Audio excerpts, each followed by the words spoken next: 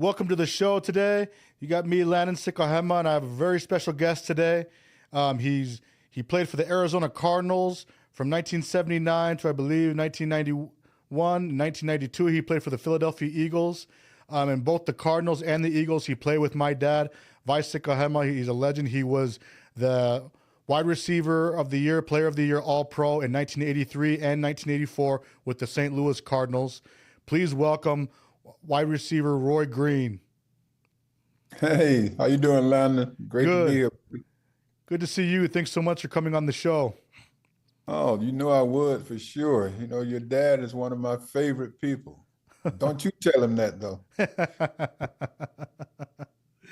course not. Of course not. You know, I know that you're one of his favorite people, too, because I'm telling you, I've heard about you ever since I was a little kid. You know, you're legendary. I've heard so many great stories about you from my dad. So, and you know who else I've heard about you from is Tom Mazza. You remember him from Philly? Tom, say it again now. Tom Mazza, the South Philly Italian guy. Oh, yeah, that's his boy.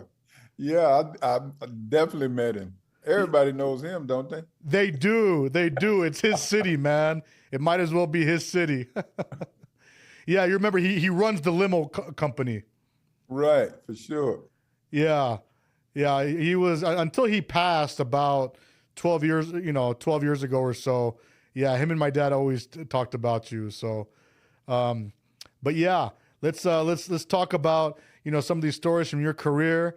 I know you're from Arkansas, correct? Yes, I'm born in Magnolia, Arkansas, down in southwest of Arkansas. That's Nice. where it all began.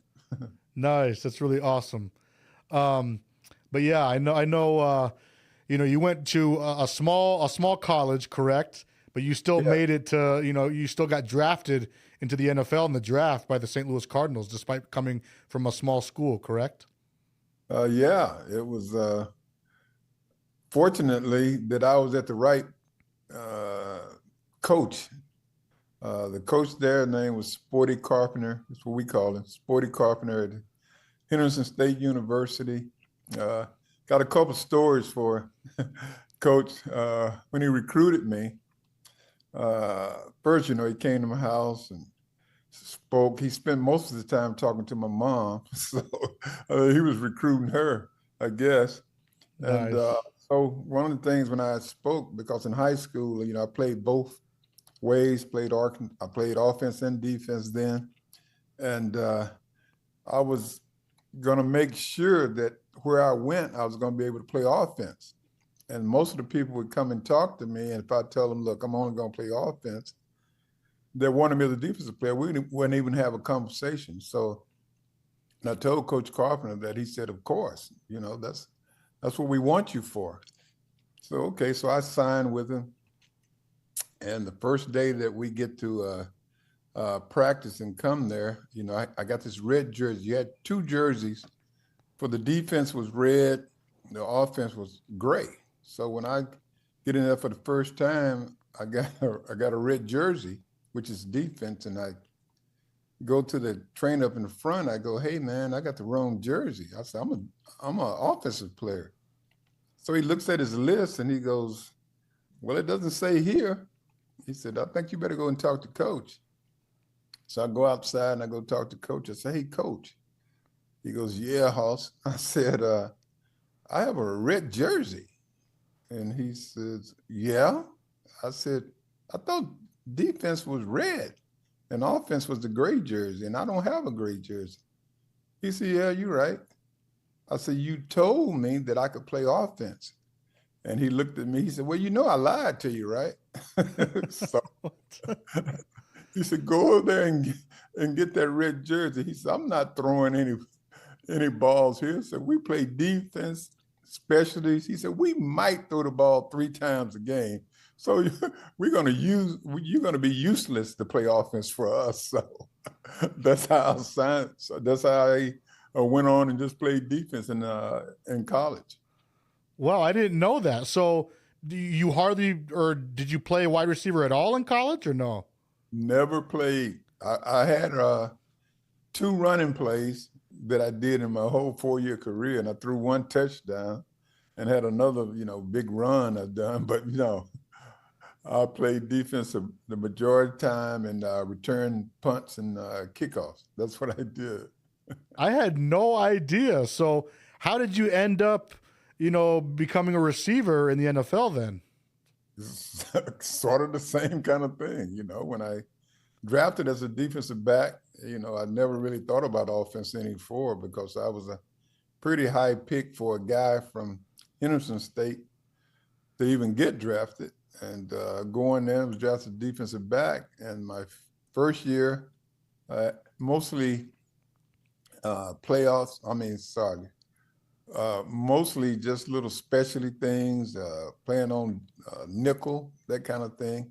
And my second year, I started for the first 9 games on defense. On the Cardinals? So going out, yeah, for the Cardinals. Oh. And then the third year, playing defense again. And at that time, there was only 4 receivers coming on the team then, because majority of the time, you played 2 receivers the majority of the time. Unlike now, when you got 4 receivers running around most of the time. Yeah. Unlike then, so we only had 4 guys, and 2 guys got nicked in the game. And after that game, coach had a conversation with me that, hey, you know what? I think I'm gonna move you to offense. He said, now the next game we play, you only play, you don't have to know any plays, you just got to go deep. That's it. So I go, okay, I can do that. And we were playing against the Cowboys that next game. And I'm waiting 3 quarters and I still haven't gotten in the game. And then the 4th quarter, he finally puts me in. And that's what we ran. I didn't have to know anything and just take off. And I caught a pass then. We lost the game, but after the game, Coach Hannafin said, you know what, you're going to start next week. I'm like, wow, okay. Because we still only, with me there, only had 3 wide receivers. So I go, okay. So that's how I began, really. Wow, that's amazing. And you eventually became All-Pro in 83 and 84, correct? Yeah. It started my first full year that I played. That time when I was playing the majority of the time when I was still playing defense at all of that time, that final year, in 83, he decided that, hey, you know what? I think that you're going to play only offense. He said, I think you got a chance to do some special things for us. And that's kind of how it's happened. And it was a great year for me, my first year at full-time at receiver. Wow, that's amazing. Now tell me, being on the Cardinals in those days, you were in the NFC East. And so at least starting in 83, when he was a rookie, you must have gone against Darrell Green quite a bit on the Redskins. Oh, yeah. As we call each other cousin. Yeah. Of course. He's the only guy that I felt like that he could challenge with me against speed. Because as a receiver, the first thing you got to think about is what your advantage is. Yeah. And for me, of course, I just knew all the way that was it. And Darrell was the only guy that I felt like, I don't know about this. Maybe I have to be a little better technically things than to just outrun him. Because everyone knows how fast that guy. He might be and I say might be the fastest guy that's ever been in the NFL that I saw. And I say that because I do see me every morning in the mirror, so he might be the second guy. Of course. I know Eric Dickerson right now says, "Shut up, that ain't you." But anyway, yeah. That's my story, and I'm sticking to it. Yeah. That's awesome. So you think realistically back, especially in those early days, you feel like, whoever you were going up against, you usually had the advantage over most guys when it came to speed. Darrell Green's like maybe the only guy that you ever second guessed that against. Yeah, it was a couple of things that go into it is that I think that one of the other advantages I had was I played defense first. And as defense, if you know exactly the coverage they're in. So you know the responsibility of the guy that's over you. So having to know that was the first advantage. And secondly, I knew when that, they didn't have help. And as a wide receiver, the first thing you're afraid of is getting away that big play. So I would use that against them. I always felt like I would always pressure them, no matter what my route. I tried to pressure them at some time at those last 3 or 4 yards that I was going to turn vertical to make them think I'm trying to go deep across or whatever it might be. And I think because of that, as I said, most of the defensive backs are going to definitely bail and get back. But Darrell is one of those guys that was going to, he's going to challenge you each and every way because he felt like he was just as fast as I am. Oh, wow. That's awesome. That's amazing. Tell me about going against guys like the Raiders corners. Raiders were always famous for their secondary, especially. So Mike Haynes, Lester Hayes. You kind of had a lot of battles with both those guys, right? Yes. Mike Haynes is the guy that I think from a technical place that at that particular time, there was nobody as good as he was technically. Wow. Okay. The best technically sound yes, corner. fundamentally impressive. Fundamentally so impressive. And people don't realize the guy was fast. Okay. So he had it all. Long arms, height, a great knowledge of the game. Of course, he's going to be one of the elite defensive backs to ever play the game. And then on the other side is Lester Hayes, huge long arms, big. He's probably 220 pounds, and he liked to be very physical. Yeah, right at the line, he'd be physical. Oh, yes. An advantage of him was putting hands on you, so you could impede, where you were going and being aggressive. So, yeah, that's why those cornerbacks, for the Raiders that time were so good because they knew that on both sides of the ball, they had two great cornerbacks that would challenge you and cover you and disrupt the routes and the throws from the quarterback and the receiver. So, yeah, they were very, very good. Wow, amazing. In terms of all things considered, who did you have the hardest time with between Mike Haynes, Lester Hayes, and Darrell Green? Like, who gave you the hardest time? Wow. At that particular time and those times, everybody challenged, and all the cornerbacks were tough because they were very, very confident, didn't fear anything.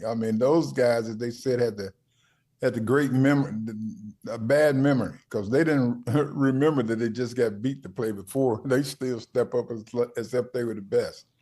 But, there was some great cornerbacks. And I wouldn't ever say there's one's better, with Haynes,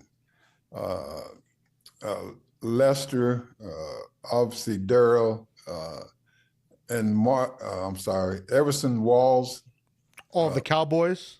Oh, yeah. Oh, he went to the Giants later too, correct? Yeah, he went to Giants after. And, I got a bone for Everson. Yeah, what's that? Because I went to the Cowboys a couple of places, and this guy is not even in the Ring of Honor. This guy is one of the greatest cornerbacks to ever play. Yeah. At Dallas. He probably is the all-time leader in interceptions for that team. And I know his first 3 years as pros, he was the all-pro. Wow. Yeah. So anyway, I've always wondered what the heck is that about? Because he was a great one. He's one of those guys. I know people won't believe this. This guy turned into 4.7 to run his 40-yard dash to play the corner in a time that a lot of people played man-to-man. And of course, Dallas was one of the most that did it. In some kind of way, he figured out technically, how to cover guys, how to break, and he had great hands. He had a lot of interceptions. I think he may still have the single season interceptions. He might be. So anyway, he was one of those guys that was a great defensive players that I went against. For my last few years, of course, prime time was into the league. Yeah. He and Eric Allen. Yep. Yeah, Eric EA, who just went in the Hall of Fame. Congratulate him, very deserving.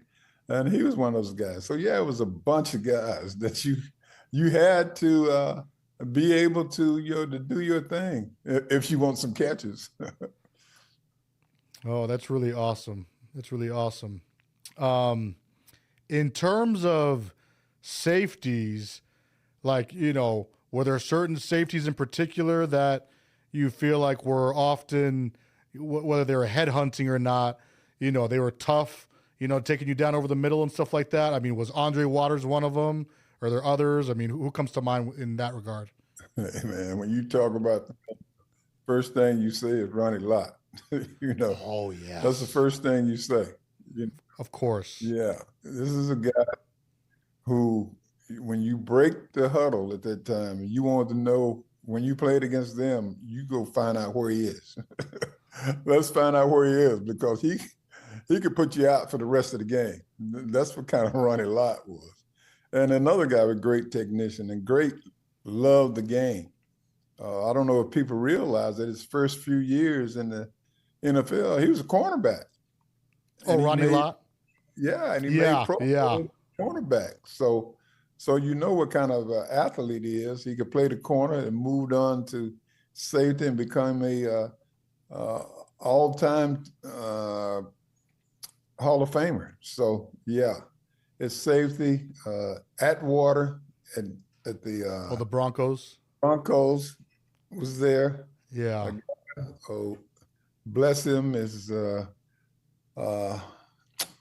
Hopkins. Oh, Wes Hopkins on the Eagles too. Hopkins was for the Eagles. Yeah. Oh, another guy that you want to know where he was. Yeah. Yeah, a lot of just at that time, man, it was a different game first and foremost. Every guy's played with a great amount of pride. You knew that if they was on the field that you were going to get the best of them each and every time. So it was a great time, and it was a very tough time. Yeah, the defenseless receiver penalties, that wasn't a thing back then. It wasn't a thing until 20 years later in the 2000s. So, yeah, it was tough to go over the middle and run slants and stuff, with those kinds of safeties. Yeah. Okay. Let me ask you, I talked to my dad, and I know you guys didn't always make the playoffs in the Cardinals, but you guys had a lot of talent and a lot of famous names you guys played with. I know eventually Jay Novacek came, and I don't think anyone knew who he was at the time, but eventually, obviously, he would go to the Cowboys and, be the starting tight end when they won 3 Super Bowls in 4 years. You guys had a lot of talent around you in the Cardinals.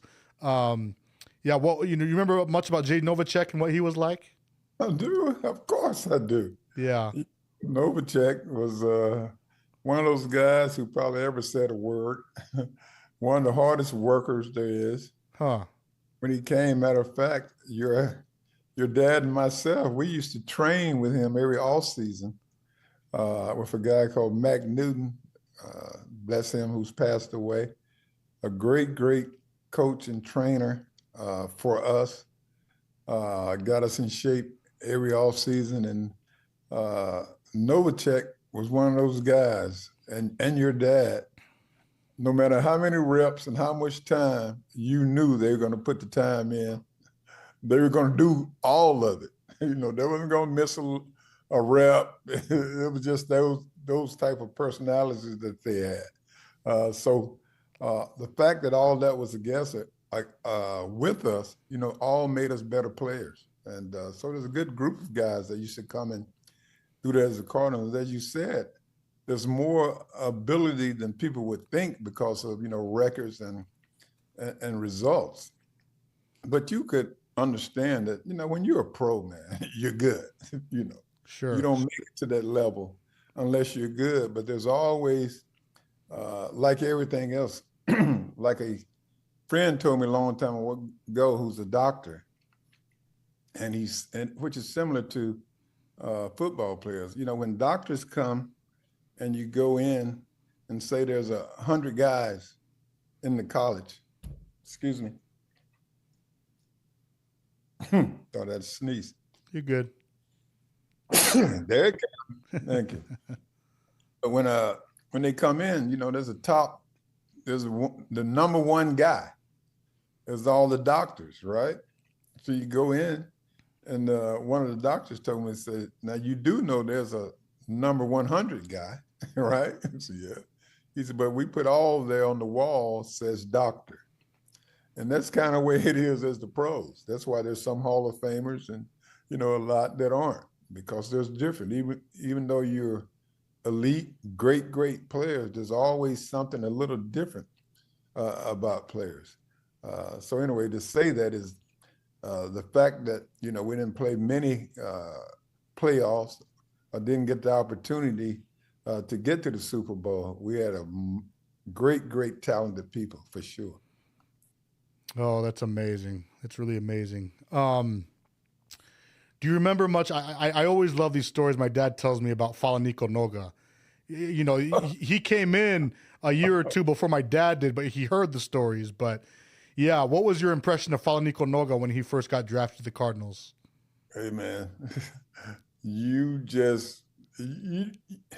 know what? He's one of those guys, very quiet, very talented. I think he had a brother who played with him. Oh yeah, Al Noga. Yeah. Al. There was two of them.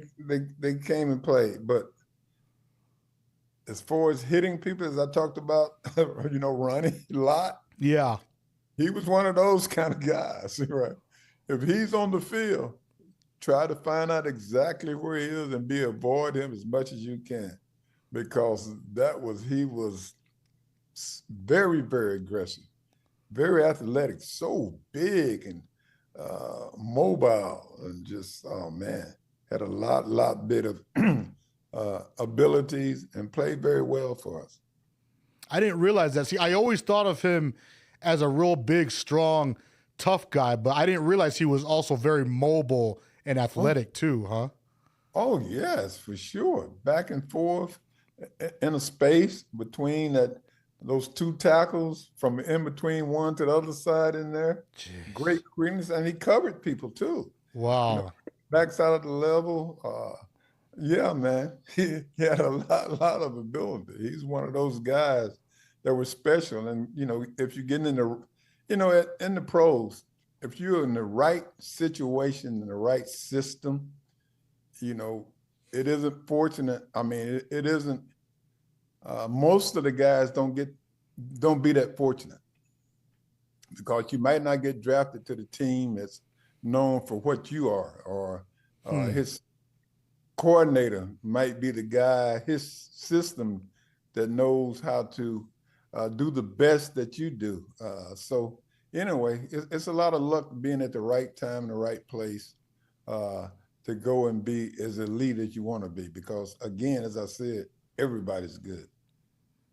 Yeah, that's really interesting. People don't appreciate, you know, like you say, the NFL is just such an elite level, and you know, there's so many things that go into it. Like you say, you know, you're not always drafted by the team that has the best coaches for your talents and this, that, and the other. So, you know, getting to teams that go to the Super Bowl, there really is a lot that goes into it, like you say. But as you said, so much of it. You know, I was very fortunate. As I said, a guy that I haven't spoken about as a coach was Emmett Thomas. Emmett Thomas is a Hall of Famer as a defensive back player for Kansas City. And people may not know that as a defensive coach, he was one of the best offensive minds there were, because he was my receiver coach. Oh, really? He was my receiver coach when I moved to receiver, as Coach Hannafin had me to move from defense to offense. Yeah.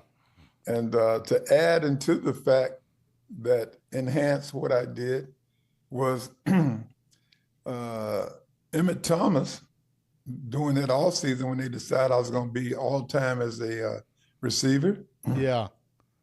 Emmett went to San Diego and went to the Chargers. At that time, everyone spoke about how great the offense they had. Oh, with And Air he Coryell and Kellen Winslow and went to Coryell and what's his name? Dan Fouts. Harvis. He was a defensive coordinator for the Cowboys. I miss his name, but he was one of those guys on the on the staff with Coryell. Oh. Yeah, he went and stayed a week with them because at the time we were going to add the coordinator to our offense. His name was Rod Dyhauer, who was going to be offensive coordinator. That was going to be my first year as a receiver. So Emmett took himself to go there to find as much as he did about that offense, about the system that they and some of the things they did that nobody else was doing at that particular time. And so he did that and came back in that off season with Dyhauer and Emmett. We worked that off season doing those things, and that's how it helped me to become what I was as a receiver so quick, so fast. Because my first full year, I went to the Pro Bowl and I went all pro as a receiver for the very first time. Wow, that's really amazing. That's really, really cool to hear. Do you remember the story of I've been told that, like, again, Falanico Noga was drafted a couple of years or so before my dad was. So my dad wasn't there when he got drafted, but he heard the stories. My dad's always told that, people were talking about the stories where, was it a tradition on the Cardinals where every new year, the rookies had to get up and introduce themselves and, kind of do some kind of talent to entertain the veterans. And then my dad told me, they wanted Falanico to get up, and he was the first guy that refused. He's like, no, I'm not getting up. And then was there a kind of whole thing that happened there? Tell me about that. As I said, this guy he's a serious guy. Yeah. Foremost, not a bad guy. He was a great guy. If you know him, you had an opportunity to talk to him. He was just one of those guys that if he says no, you better understand that he means that. Okay. And he thought that was a whole stupid deal, right? Yeah. And, so when you come, and of course, as the players, everybody's done it. You felt like, okay, there's 50 of them and there's only one guy of me, what can I do against those guys? Nobody's going to challenge all of us, So that's how everybody would go and say, okay, I'm going to do it. But no, not this one. He was like, let's stand them up. Oh my gosh. So go ahead, keep going. What happened? Oh yeah. He was like, basically like, okay, if that's what it is, that's what it is. And of course, you know what he looks like. He's massive. Yeah. At that time, like a bodybuilder that's huge, strong, mean, could hit. And, everybody kind of like, okay, we kind of omitted him. And we allowed him not to go and sing and do all that stuff for everybody else. Oh, that's funny. Did it break out into a brawl or anything? Did it come to that first, or? You know what? There might have been a couple people that, did their thing. Yeah. Shook it up a little bit, but it don't last long when he's involved. It don't last long. If Falanico's involved, it doesn't last long, you're saying? I think he knows more than what everybody else knows. Not just the fact that it's meanness and big and strong. I think he knew something else. I don't know what that movement and things he does, but it's a little different than what everybody else knows, for sure. Oh, that is hilarious. That's really awesome. So tell me about when you came to the Eagles. Remind me, you came to the Eagles in '92, the same year that my dad came. Is that correct? Was that '92? I think 91. I think it was 91. Okay, were you there for 2 years? Well, we were 2 years together, whatever it was. Yeah, we were 2 years together. Okay, so you were on the Eagles for 2 years. Yeah. That first year, if you're there in '91, the Eagles had that historic defense. Oh, correct. Yes. In '91, your first year there. Oh, yes. Yes. I don't understand why you don't hear enough of those guys in that defense Yeah. in that year. I'm talking, it was amazing what they Yeah. could do. You know, they had Reggie, the first year before passing away, Brown, Seth Joyner, Yeah. man, and Waters and EA and Smith. And oh, man, there was so many guys that were just great, great defense players. And at that time, Mr. Carson, Bud Carson, was the defensive coordinator. Oh yeah, that's right. And he was one of those guys, as I watched and listened to him, very, very knowledgeable. And the guys followed what he did. You know, the middle linebacker was Davis. Evans, middle linebacker, who kind of knew that whole offense with him and kind of pointed out where guys would be. They were so impressive. You know, for that team at that time, number 12, our quarterback, just went blank again. Randall. Yeah, Randall Cunningham. Yeah. He got hurt. Yeah. And we had McMahon coming to play us. Our offense was subpar, I would say we are. Yeah. But because of the fact that McMahon was so good, great leader, his instinct, you know, anticipations made us even a better offense than we really were, because we weren't really good. But because of him, a guy named Keith Jackson,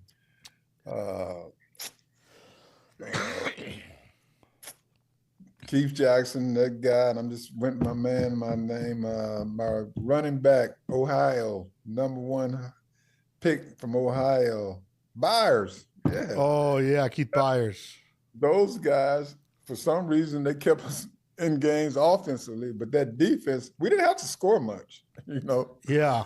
You know, when we all have conversations, you know, as team players, as we talking prior to games, and we go meet on whatever days, and we're talking about that week and what we need to do and da-da-da and all this.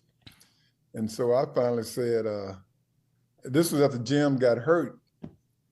Also, he got hurt a few games too. So we had 3 different quarterbacks to go that season. So we were just kind of winging it. But anyway, we're trying to figure out how we're going to win. And I would tell our guys, hey, look, we just make sure we can punt, man. Just make sure we can punt, because this defense, some kind of way, going to give us an opportunity to win, man. They were just that good. I remember playing the 49ers at the stadium, at the Vet at the time. And, you know, as I said, offensively wasn't doing a whole lot. You know, we were going on. But we had fumbled down at about the 12, 14-yard line for them. And I remember after the first 3 plays, it came back to 4th and about 28. I mean, that defense, it was unbelievable what they could do from that defense. I mean, they were, I don't know, they wouldn't give the run. You couldn't throw it. You didn't give a lot of time to throw the ball. I mean, everything that you would want to be as a defensive player, that's what they were all that year. I'd like for people to find out exactly what their stats was for that season, because they were amazing. They were really amazing. Yeah, I believe that they had this big trifecta. They were number 1 against the pass, number 1 against the run, and number 1 overall in defense, like against, you know, fewest points. There you go. You got that stuff then. Yeah. That's how good they were. And then, you know, McMahon would always figure out a way to make a plan for us. And, you know, when he hit the play be coming in from the sideline, and McMahon would look and go, "Are you kidding me?" And then he'd just go in the huddle and say, "Okay, this is what we're going to do." And it would be something else, because I said, people think he's a loss. They look at McMahon, he's, you know, as I call him, groovy dude. You know, he's always kind of cool. He's got his glasses on. You think that he's kind of lost and not into the game. But this guy knew everything about offenses and defenses and knew how to attack them and always gave us an opportunity, even though, as I said, we were not as strong as we should have been for a good offensive team, but mostly because of him and those couple guys I talked about, we scored. I don't know how, but we did. Oh, that is really amazing. That's really cool. So Jim McMahon really was a great improviser, huh? Great, great, smart, always in tune to what's going on. You would think that he was asleep. Everybody thinking the meetings that, he's over there and he's got those glasses on. And you swear that he's not. He knew everything was going on. And everything was going on. And he knew how to attack offenses. Most of the time,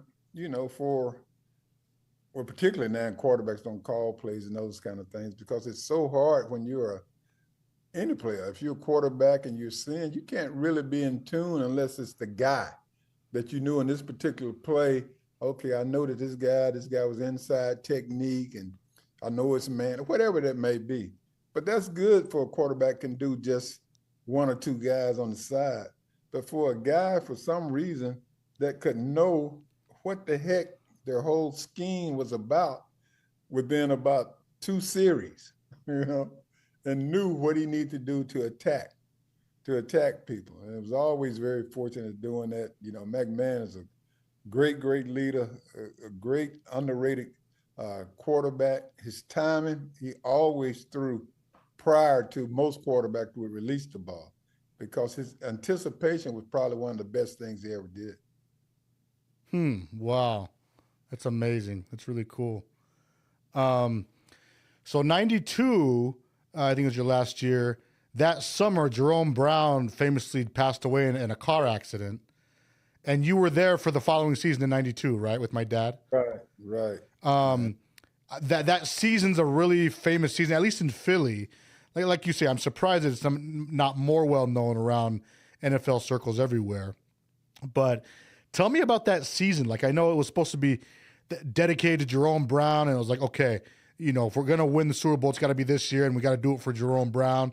And I know you guys just really kind of kept the whole, like, let's win it for Jerome thing. You kept it going through the whole season, right? Yeah, man, because, man, it's hard. No, it's impossible to not love JB. Man, what a great guy, man. Always loving, man, always conversation, always laughing, happy. And when it's time to play, hey, he was probably the best defensive tackle in the whole league. Yeah. And on his young time in the NFL, he was just that dominant too, man.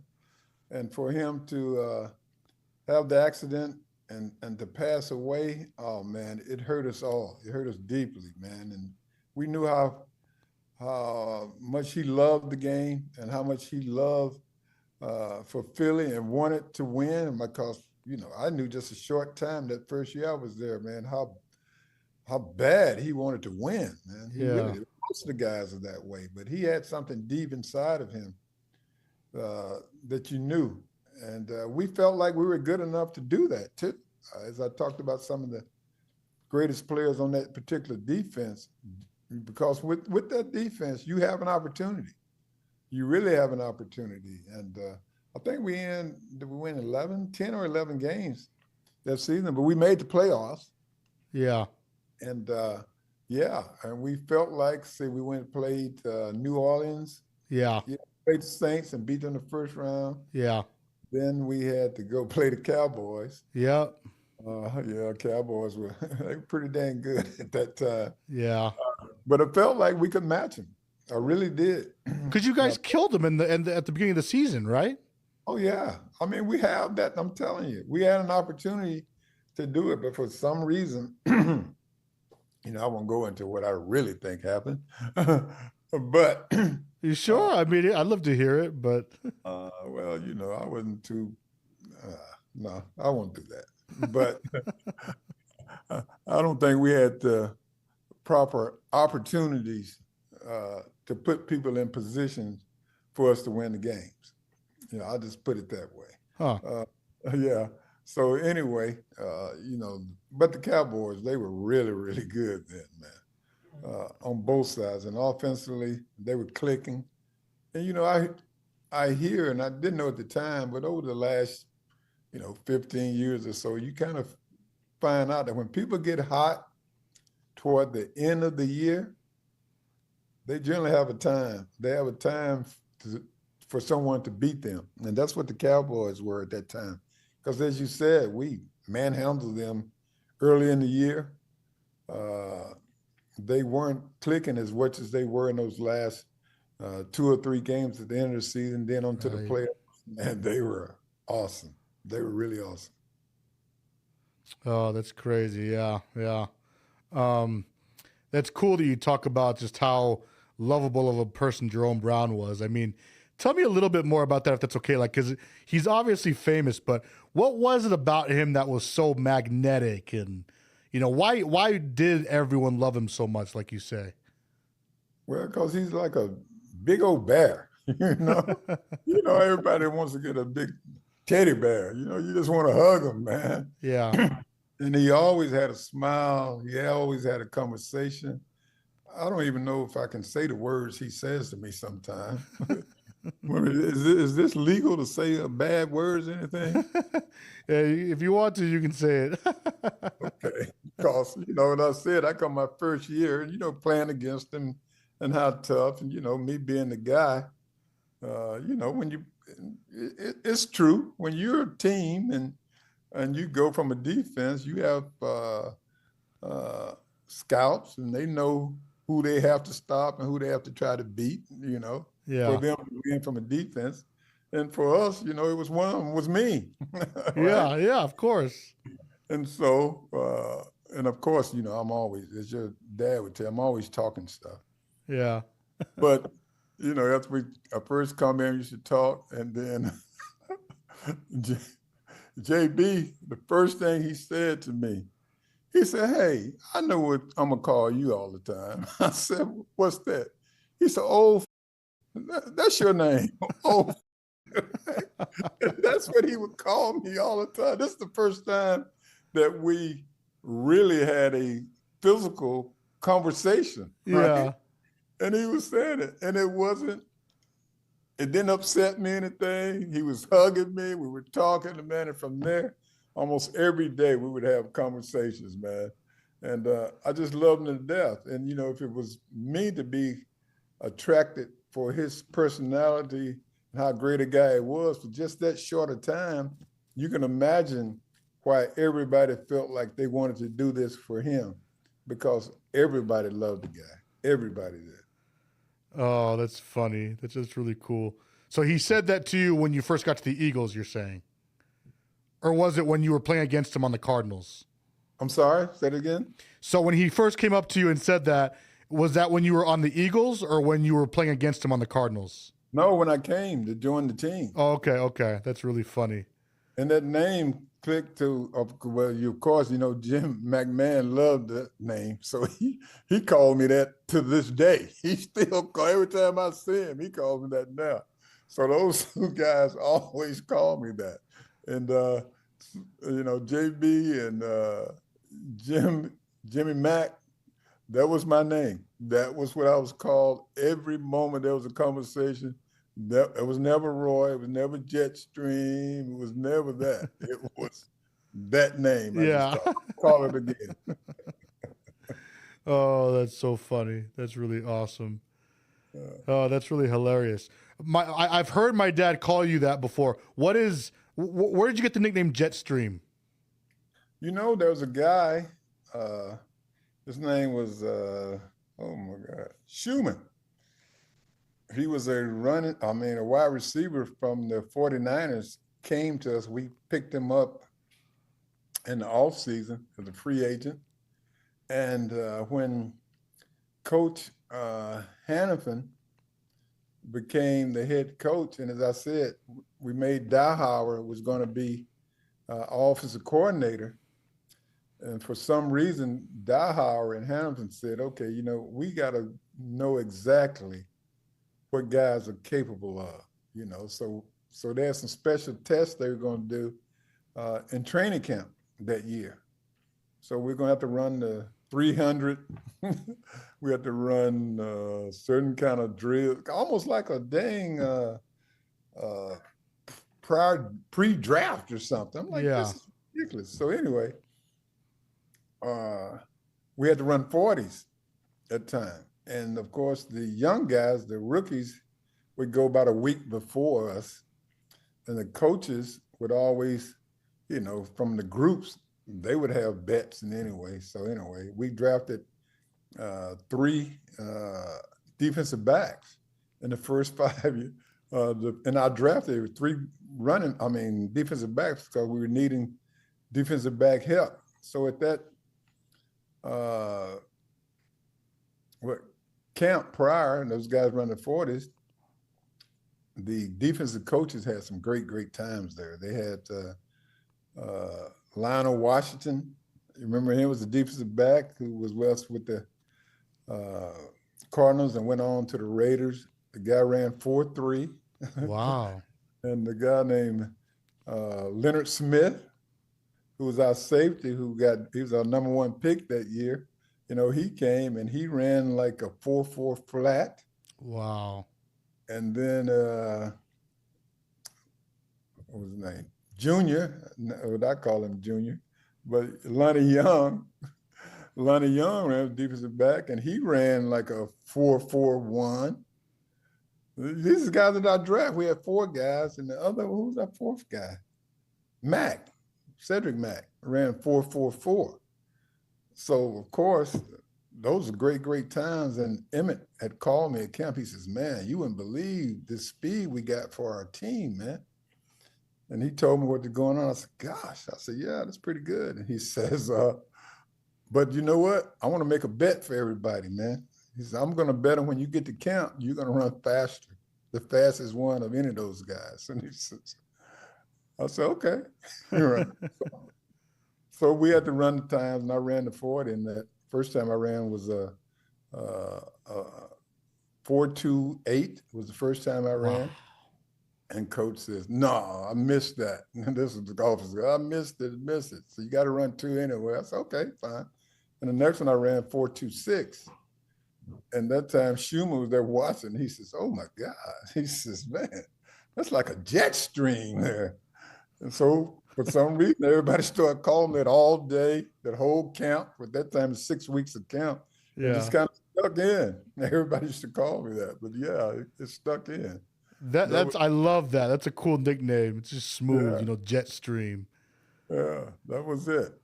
Oh, that's really, really awesome. Well, if there's anything else, thank you for coming on the show, Roy. Do you have any other stories by chance off the top of your head, or? Well, I don't know if there's stories or anything, Yeah. but You're I think good.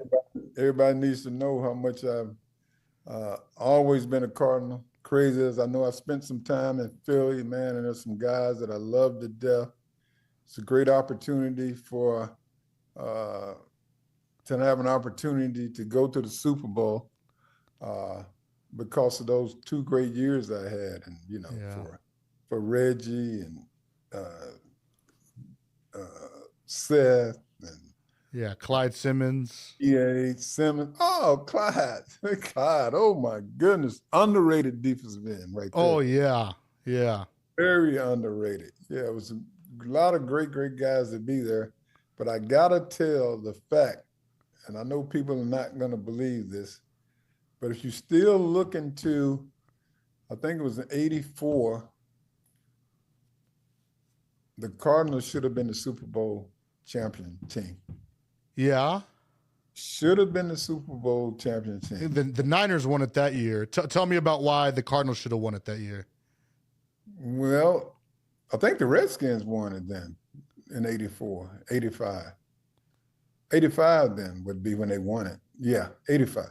No, because No, the 85, the Bears won it in 85. The Bears won in 85. The Redskins won it in 87 and 82. You thinking about one of those years?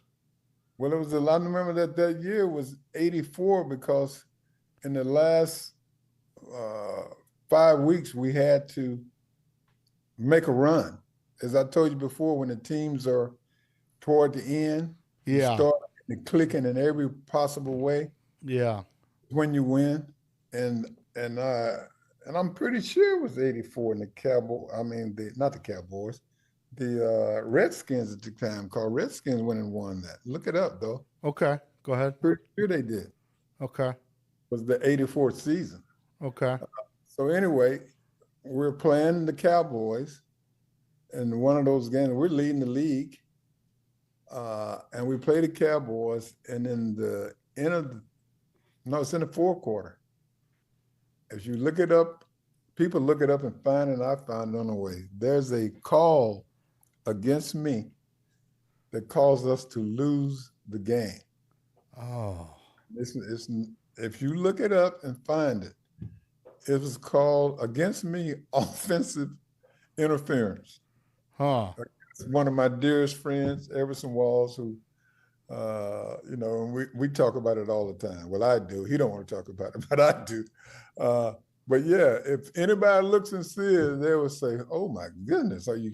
Yeah, that was a call, and because of that game right there, now we ended up tied for the Redskins in the last season, and whoever won was going to win the division, get a bye, and go on through the playoffs, right?